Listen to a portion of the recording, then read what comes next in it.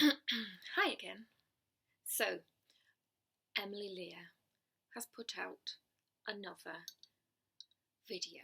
So, if I start with what's gone well, I'll then be able to get into the things that I think are still confusing or poorly done. What I think went well is that she has really quickly come back with a video responding to her viewers, like me for once. She's come back responding to her viewers and has immediately shared receipts that she was talking about, because I don't think it's wrong for her to want to share the receipts, but I don't think it was a great move to make a video saying that you had all of these receipts and then not actually say anything, like show anything that we could actually have that was tangible. So that was good from my point of view. I think that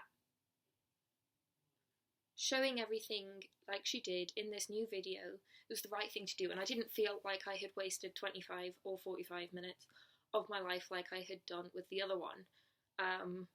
So I'm happy about that. However, there are still a lot of questions and some things that actually we did tangibly get from that video that I'm not happy about as a viewer. And my feelings about Emily Leah as a viewer have gone like this. I really liked her as a creator. She was one of the first channels that I started watching, and I enjoyed her content. I thought it was good. I liked her approach.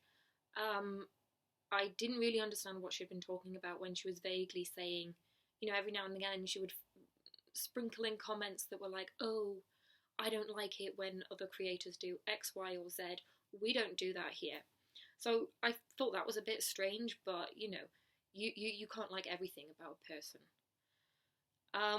Then there was Savannah Marie's video, and that video did concern me, and because it made it sound like likely Emily Leah was orchestrating a targeted hate campaign towards Savannah Marie. And I like Savannah Marie. So obviously we all wanted those questions answered and something explicit said, because Savannah really wasn't very explicit. She hadn't seen the group chat that she was talking about, and she hadn't spoken to Emily Leah at that point either. And then when Emily came out with her video, I was still confused. And a bit concerned. My concerns about Emily Leah went away with Madness and Harnish's video, Cruel World, Happy Mind. When in her video she sort of explained what she saw as being what was really going on underneath, and was saying that Emily Leah was being given too much of a hard time for what was ultimately a situation where other people were at fault and other people were the instigators of that. So then I was back to, yep, Emily Leah's great. When she made her departure video, I was a bit disappointed because I enjoyed watching her content, and I didn't see it as necessary. But if making videos isn't what she wanted to do anymore, then of course she's well within her rights to stop doing that. So I was disappointed, but then we do have lots of other content creators that we can watch. So again, it didn't change my feelings about her. Since her 2 return videos, I have been mostly confused and slightly frustrated, especially since the comments have been turned off, and she has spoken so much about wanting to know what it was like as a viewer and wanting to know what this looked like to the viewers, and she wasn't listening to the viewers. And that's changed now with this new video that I watched this morning. it seems like she is actually responding, but I didn't really appreciate the manner in which she responded. Other creators have described her previously as being, talking about other creators as being quite belittling. I think she's overgeneralized, is what my thought was. But now in this video, the tone really does start to come across quite belittling, to me at least. That's how I see it. And I hate to say it, but it kind of, it smells an awful lot like somebody we've seen before who has spoken like this. There was a conversation had on Savvy Writes Books channel about, on one of the live streams, how Savvy's channel had been suggested to Kimberleah, and Kimberleah had said, "Oh, what's Savvy?" Like, she didn't know who she was. And there's also been times when Kimberleah's sort of pretended that she didn't know who, say, Madison Harnish was, when actually she did, and she had been watching that content. And that's something that I have noticed in the last few videos that Emily Leah has started saying, is that, oh, well, I didn't know that the community existed, I didn't watch anybody else. And I mean, that's fine, and I suppose there's no reason why that can't be true. But I don't really see that that's something to be proud of particularly, because usually your viewers are going to watch these other creators as well. So why are you talking about that like that's a bad thing, or like you don't like the content that they like? I don't really see why you would go on about it. I mean, you might say just that you've not been keeping up with it, but it's not really been in that context, I felt. But I do think that you could at the very least make sure that you get their names right. Pretending like you don't know how to pronounce CC Suarez. You could literally just watch the first few seconds of any one of their videos and learn how to pronounce their name. The same, like not knowing that Madison Harnish is Cruel World Happy Mind. Like, you wouldn't even need to watch a video, you just need to look at what the channel content, what the channel name is, or the name on that group chat that she was listed on, to know what the channel name was. So I found it was quite dismissive and arrogant the way that was done, and it was done in such an affected way, I felt, because it's very easy. They're not hard. It's not hard to find what these channel names are, and pretending like you don't know how to pronounce them is just like, well, you've not done your research then, have you? You've not even worked out how you should call these content creators. So that gave me a bit of taste in my mouth. I didn't like that, and I didn't like that kind of attitude. And as I see it, the accusations that she has made more explicitly now, which I'm very grateful for, they're not what she says they are. So she said herself that there were a number of group chats that included lots of different people who are anti-MLM creators, and the one that she had access to wasn't necessarily the one that was being talked about. Well, it's the one that's being talked about that's relevant. And when you have these creators that she's saying, oh well, they were part of this chat because look, here are the screenshots. Well, sure, they were part of that group chat, but that doesn't mean that they were part of the group chat. And the times when those creators were saying they didn't know about this group chat, or the sort of the group chat, it doesn't mean that they were part of the group chat just because they said they were not. It doesn't mean that they were part of the group chat because they were part of a group chat. And so they were part of a group chat. Fine. People do that. And when they are denying being part of a group chat, they mean that they're denying being part of the Screw Savannah Marie group chat, which that group chat that Emily showed was not it. That was not it. It was not a purely a Screw Savannah Marie party. So I'm not massively impressed by that.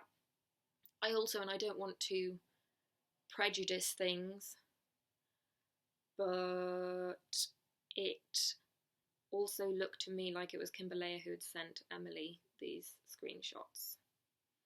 What we do know about Kimberlea is that she has lied and has manipulated and has not been completely honest. And I feel like what Emily has been given is an interpretation of these screenshots, these messages, by Kimberlea.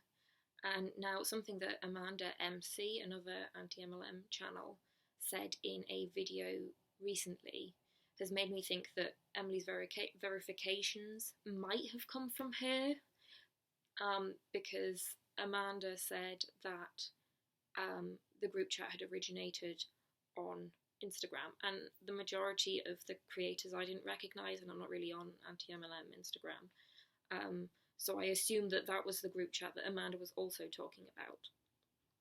So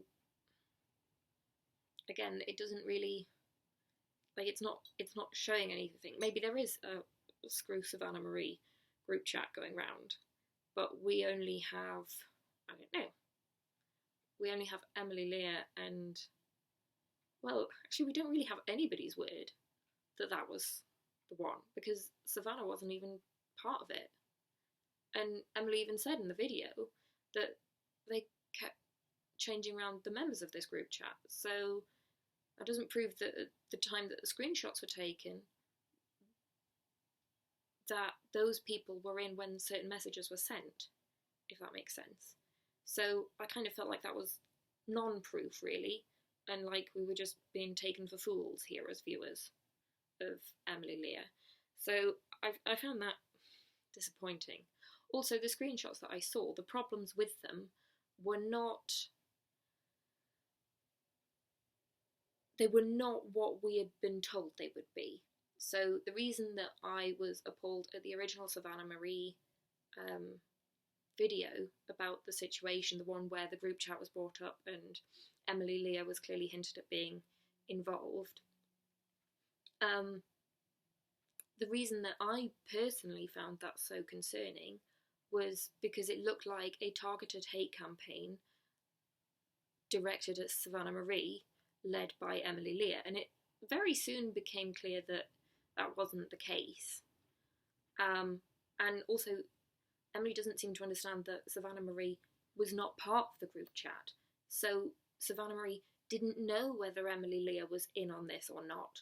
She didn't know whether Emily, Leah was in on the group chat or not. So how can you expect her to come out in public and say, no, it wasn't Emily, Leah, because she doesn't know? So how I don't really understand how Emily can expect that of her, because, well, Savannah's not the one who knows about it. So how could she confirm that? She couldn't. Yeah. So that was what I found. Yeah. So going back to what I found concerning about that was that it looked like a hate campaign targeted towards Savannah Marie, instigated by Emily, Leah. It became clear that that wasn't the case and that the real situation was a lot more nuanced. I feel like I can believe Cruel World, Happy Minds' account of events is most convincing to me, and seems most plausible. But the screenshots didn't really show a targeted hate campaign towards anyone. It was gossipy, it wasn't always nice, but, you know, people gossip, and we are probably all part of group chats where people gossip. That doesn't mean that everybody is happy with it. And, you know, you do get people who, there's always going to be one person, especially if you've got a full group chat, you're always going to have somebody who's like, well, what do you think of this person? What do you think of that person? And actually a lot of the messages that I can remember seeing on Emily's video were kind of neutral. They were people giving their honest opinion, like, oh, well, I don't like this, but, she's fine. And that's not really a targeted hate campaign. It's also talking about loads of different people, which is just gossip. And no, it's not particularly nice. It's not the nicest part of human nature, but it is just human nature. And it's not a targeted hate campaign. It's not cancellation, say. And yeah, so that's why I didn't really have a problem with it. And then the reason that I have a problem with Leah is because it seems like there's some real deliberate manipulation and lying that have gone on there within her community. And I feel like she had misrepresented the situation with Emily Leah to Savannah Marie, and Savannah Marie had been manipulated to believe that, to create that video that Emily Leah is clearly so upset about. So Leah was responsible for that confusion, not Savannah Marie or anybody else. It's because I believe from what I'm gathering as a viewer, the impression that I am being given is that, well, it was Leah behind that. And Leah has manipulated the other content creators to pit them against each other and to create that kind of like catty atmosphere, which maybe contributed to the drama that we have seen on the group chat that Emily Leah did provide us with screenshots for. Yeah, and Leah has been deliberately manipulative and deliberately gaslit her viewers and gaslit other creators. And given the way that Emily is speaking, I find it hard, and especially since it seems like these screenshots did originally come from Leah, who took them, it seems like they may well be selective, in the same way that I imagine the screenshots and the information that she passed on to other creators was selective. This is the impression I'm getting as a viewer. I'm not saying any of this is 100% true. This is the impression that I'm getting as a viewer. Yeah. So for me, there's a big difference between like abuse and gossip, and what Emily has shown is gossip and confusion about semantics.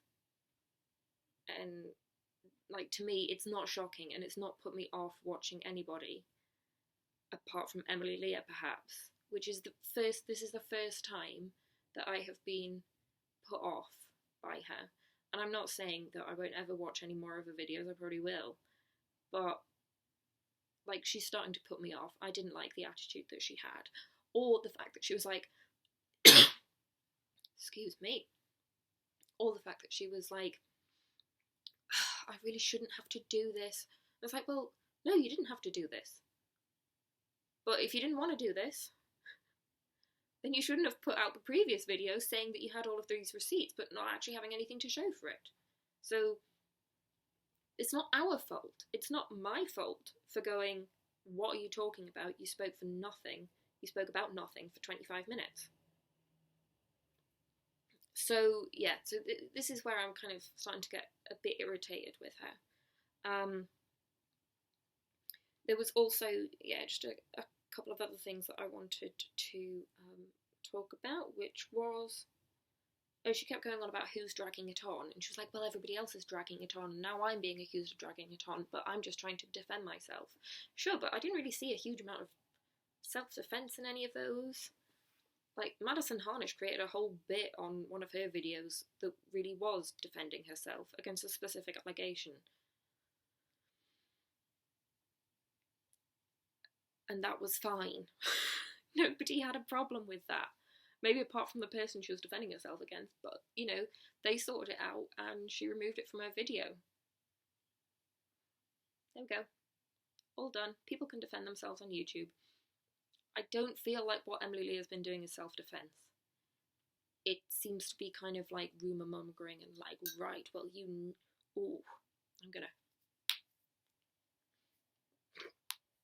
I'm gonna crack my knuckles and I'm about to come here and I'm gonna take it all down. And it's like, oh no. It's like she's trying to get every single other anti-MLM creator cancelled. You know, she wants to be like, look, they're all terrible. Look at all of these people in this group chat, this list of names. These are all terrible people. You should unsubscribe from all of them and not believe anything they say. And, well, that's a nice echo chamber for us then. Who can we listen to? We can listen to Emily Leah and people who she approves of, like Leah. And I don't really appreciate that. You know, I've just found that the tea bag is still in my cup of tea. Ew. Ew, ew, ew. Yeah, and the last thing that I wanted to mention was just the definition of cancelled.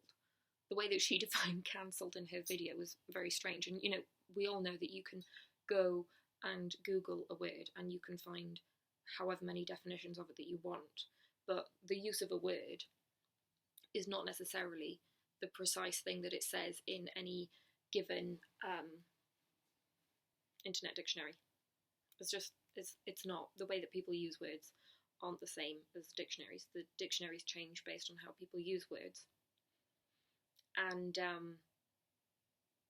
she found a definition that was basically like, oh, well, you know, boycotting somebody or like breaking ties with them. And it's like, okay, but then you're saying that anybody who has any subscriber unsubscribe ever, that they're cancelled. That just doesn't make sense to me. It doesn't make sense to me because, well, then the word loses all meaning, doesn't it? If everybody's been cancelled because everybody has lost a subscriber at some point, well then what's the point in using the word cancelled? To me, what cancelled means is, you know, like a big movement, a big boycotting movement that is unsympathetic and based on something that's not,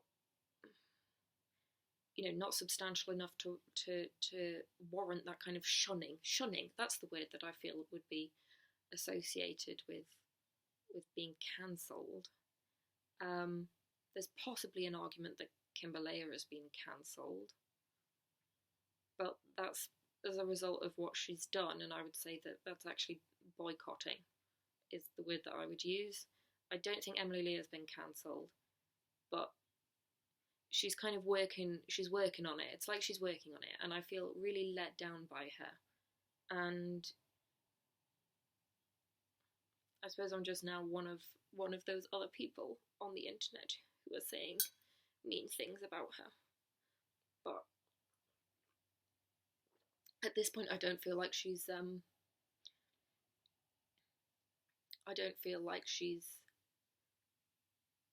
irredeemable. I think that the video that she made most recently was a quickly put together video. It wasn't done with the best attitude. To me, it seems like she wanted to drag this on, and she's not been able to because she's just had to come, because of the response, she's just felt like she had to come out with the receipt straight away. It was done in very poor grace, from my perspective, again, from the viewer perspective, and I mean, every viewer is going to be different, but this is what I saw, and I can't share it with her in her comments, so here I am. Call me a hater if you like.